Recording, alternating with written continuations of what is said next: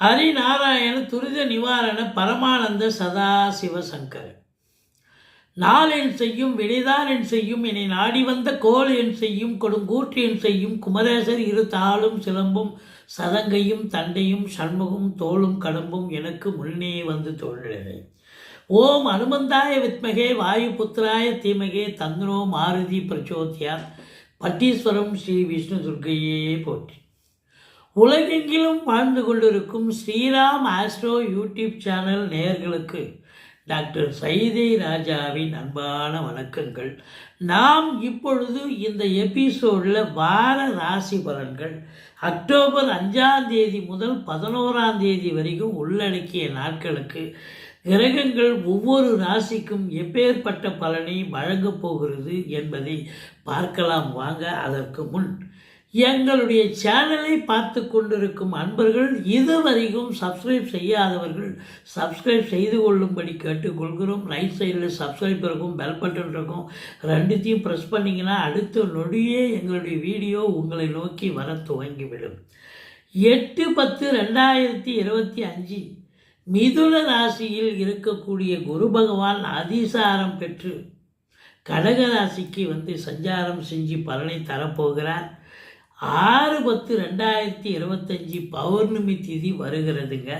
மற்றபடி வாங்க ராசிக்குள் செல்லலாம். மகர ராசி அன்பர்களுக்கு வணக்கம். காலபுருஷனுக்கு 10வது ராசி. சனி பகவான் ஆட்சி பெறும் வீடு. இப்பொழுது சனி பகவான் 3ஆம் இடம் என்று சொல்லக்கூடிய உபஜயஸ்தானம், அதாவது மீனத்தில் இருக்கிறார், வக்ரகதியில் இருக்கிறார். ஆனபோதிலும் குரு பார்வை கோடி நன்மை. கடைசி 4 நாள் கடகத்துக்கு குரு வந்துடுறார். அப்போது குரு பார்வை கிடைக்கிறது சனி பகவானுக்கு. இப்போ ராசியை குரு பார்க்கிறார், கடகத்தில் இருக்கும் ராசியை. ராசிநாதனை குரு பார்க்கிறார். சூப்பருங்க. இப்போ மகர ராசியில் பிறந்த அன்பர்கள் உத்திராடம்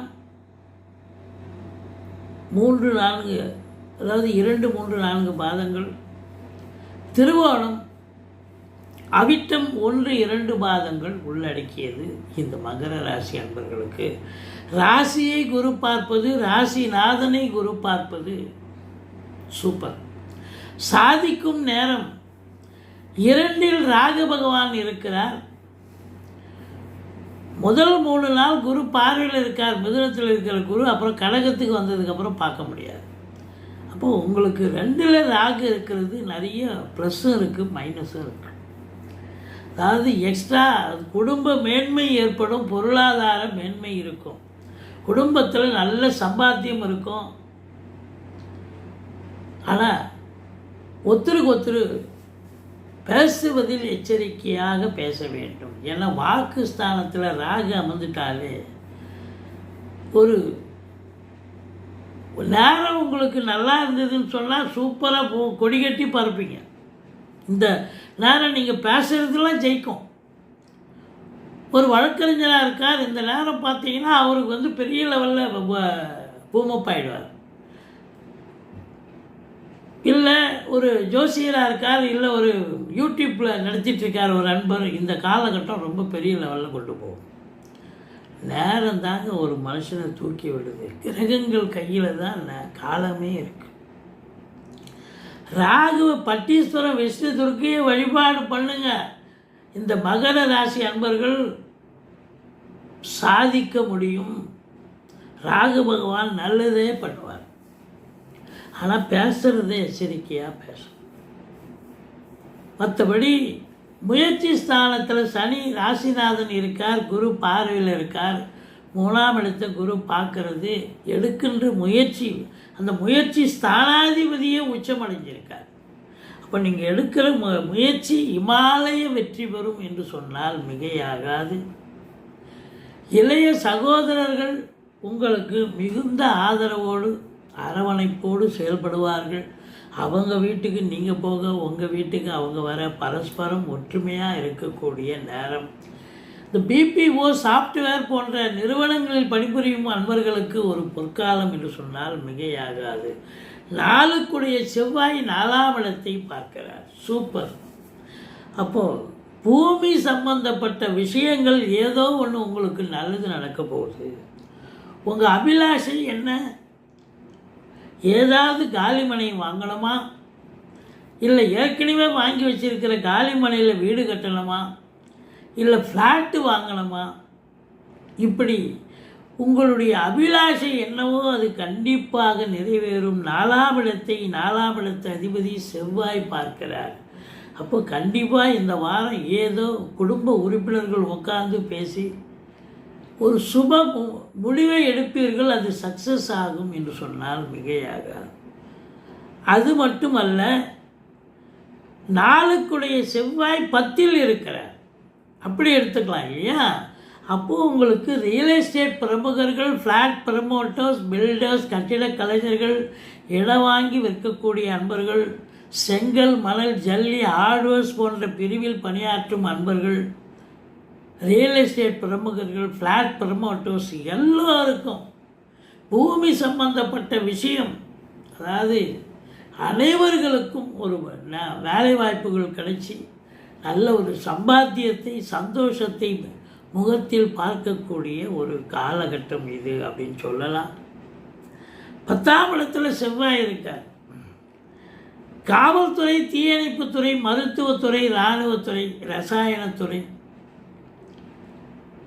மற்றபடி ப்ரைவேட் செக்யூரிட்டி, யூனிஃபார்ம் செக்யூரிட்டி, இவங்க எல்லாம் அந்த செவ்வாயினுடைய ஆதிக்கம் நிறைந்தவர்களுக்கு சாதிக்கும் நேரம் வந்தாச்சு. உங்கள் திறமை வெளிப்பாடாகக்கூடிய தருணம் வந்தாச்சு என்று சொன்னால் மிகையாக. இது அற்புதம் அப்படின்னு சொல்லலாம். உங்களுக்கு 5க்கும் 10க்கும் ஆதிபத்தியம் பெற்ற சுக்கிர பகவான் 8ஆம் இடத்தில் 5 நாள் இருந்தாலும் 9ஆம் இடத்தில் கடைசி 2 நாள் போனாலும் பரிவர்த்தனை யோகத்துக்கு 10ஆம் இடத்தில் ஆட்சிக்கு வருகிறார். அப்போது 9க்குடைய புதன் 9ல் போய் உச்சம் அடைகிறார். அப்போது புதன் உச்சம், சுக்கிரன் ஆட்சி, குரு உச்சம், இப்படி கிரகங்களுடைய நிலைகள் மிக மிக உன்னதமாக இருப்பதால் இந்த வாரம் உங்கள் சாதனைகள் பட்டியலாகும் அப்படின்னு சொல்லலாம். ஒன்று மட்டும் சக்ஸஸ் பண்ணுவீங்கன்னு சொல்ல முடியாது. பல விஷயங்களில் நீங்கள் சக்ஸஸ் அடையக்கூடிய ஒரு காலகட்டம் வந்தாச்சு. முதல்ல உங்களுக்கு தெளிவான சிந்தனை, செயல்கள், எண்ணங்கள் ஏற்படும். தெளிவாக இருப்பீங்க, என்ன பண்ணணும், ஏது பண்ணணும். மற்றபடி குரு பாருங்க 11ஆம் இடத்தை பார்க்கிறார். இப்போ 10ஆம் இடம் சிறப்பாக இருக்குது. தொழில் சிறப்பாக செல்குது, நல்ல சம்பாத்தியம் கிடைக்குதுன்னு சொன்னால் 11ஆம் இடம் பணம் குவிய போகிறது, வங்கி கணக்கு உயரப்போகிறது என்று தானே அர்த்தம். 2ல் ராகு இருந்தாலே பொருளாதார மேன்மை, குடும்ப மேன்மை என்று சொல்லியிருந்தோம்.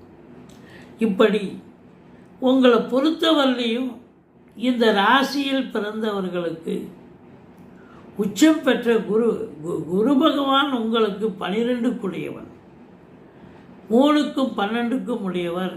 7ல் உச்சமடைகிறார், கடகத்தில் உச்சமடைகிறார். வெளிநாடு யாரெல்லாம் போகணும்னு நினைக்கிறீங்களோ, அது உயர்கல்விக்காக இருக்கலாம், உத்தியோகத்துக்காக இருக்கலாம், இல்லை சொந்த தொழிலுக்காக இருக்கலாம். நிச்சயமாக நீங்கள் வெளிநாடு போகிறதுக்கான அமைப்பை இந்த குரு பகவானும் ராகு பகவானும் ஏற்படுத்தி தருவார்கள். 8ல் கேது இருக்கு. பழக்கம் இல்லாத நபர்கள், அறிமுகம் இல்லாத நபர்கள், வெளிவட்டார பழக்கம், அலுவலகம் இல்லை வேலை பார்க்குற இடம், எச்சரிக்கையாக இருங்க. அவங்க ஒன்று சொல்லி நீங்கள் ஒன்று சொல்லி ஏதாவது ஒரு பிரச்சனை, வம்பு வழக்குன்னு போய் போலீஸ் ஸ்டேஷன், கோர்ட்டுன்னு கூட போகக்கூடிய சூழல் வரலாம். சரி, உங்களுக்காக நீங்கள் போகலை, மற்றவர்களுக்காக, நண்பன், உறவினர்கள் அப்படின்னு அவங்களுக்காக நீங்கள் போய் உங்கள் நேரத்தை செலவிடவோ, உங்கள் ரெவென்யூ செலவு பண்ணக்கூடிய நிலையோ நிச்சயமாக ஏற்படும். ஏன்னா சுக்கிரனே 8ல் தான் இருக்கார். இப்போது காசு பணம் செலவாகும். உங்களுக்கு வரவேண்டிய காசு பணம் கூட கைக்கு வருவதில் காலதாமதம் ஆகும்.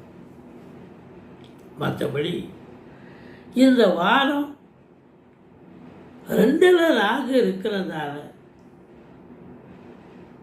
பேசுவதை தொழிலாக கொண்டு செயல்படுபவர்களுக்கு உங்கள் பிறப்பு ஜாதகம் சிறப்பாக இருக்கும் பட்சத்தில், இப்போ உங்கள் தசா புத்தி சிறப்பாக இருந்ததுன்னா உங்களை ஒரு பெரிய லெவலில் ரீச் ஆகிடுவீங்க.